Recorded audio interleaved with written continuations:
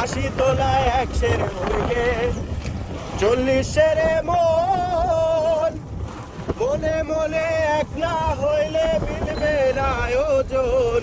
পাগল মন রে, মন কেন এত।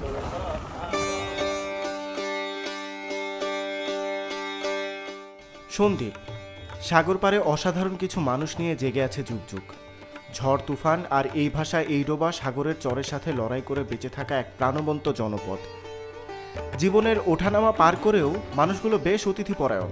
আমাদের অভিজ্ঞতা বলে জলের পাশে লড়াই করে বেঁচে থাকা মানুষগুলো একটু অ্যাগ্রেসিভ হয়, কিন্তু সন্দ্বীপ একেবারেই তা না।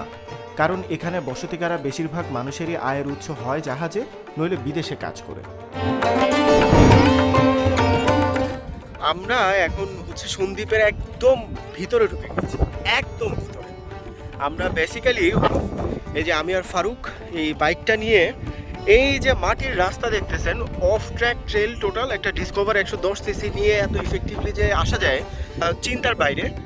এর মধ্যেও কিছু আছে হতদরিদ্র জেলে, চাষি, প্রকৃতি আর নির্মম বর্তমানের সাথে নিত্য লড়াই করে বাঁচে যারা।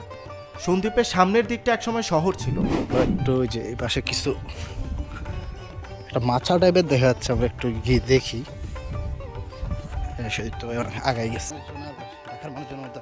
কালের বিবর্তনে সমুদ্র গিলে খায় তাকে। সেই শহর আজ বিরান চর হয়ে জেগে উঠেছে এক দশক।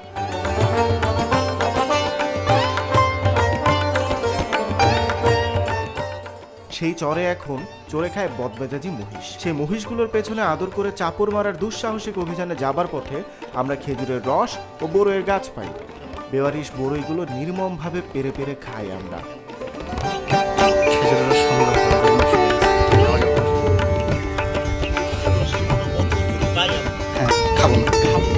না ভাই, খেজুরের রস খাই এবার অনেকে মারা গেছে, আমার মতো চাই না। বড়ই গাছ ভাই, বড়ই পারবা? খাও, ইজিলি পারা যাবে।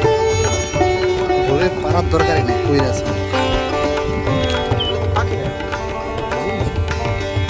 খাইতে হবে।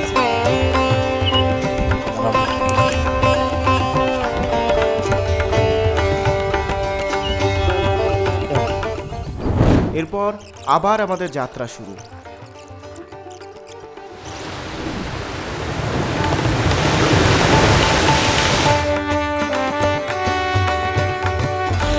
দুর্গম রাস্তা পেরিয়ে দেখা হয় সন্দ্বীপবাসীদের সঙ্গে।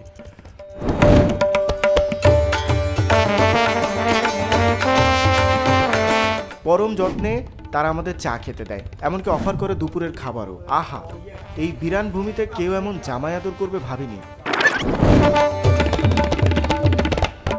আমরা অ্যাকচুয়ালি অফ ট্র্যাক ট্যুর করে সন্দ্বীপের বাইরের যে কোস্টাল রাস্তা সেখান দিয়ে প্রায় হচ্ছে 8-9 কিলো ঘুরে এসে একটা মাছ ধরার ট্রলার উপরে দাঁড়াইছি এখন। ওই পাশে বিস্তীর্ণ একটা এলাকা, সেই এলাকাটা মাঝখানে নদী, ওই পাশে একটা বনাঞ্চল, তারপরে হচ্ছে সাগরের এলাকা। ওই যে আমাদের ফারুক দাঁড়ায় আছে ওই পাশে। তো আমরা এখন অফ ট্র্যাক ট্যুর দিয়ে হচ্ছে আরও অনেক দূরে যাব, আকবরের হাট নামে একটা জায়গায়। সেখানে গিয়ে মূলত আমরা আমাদের যাত্রা থামাবো।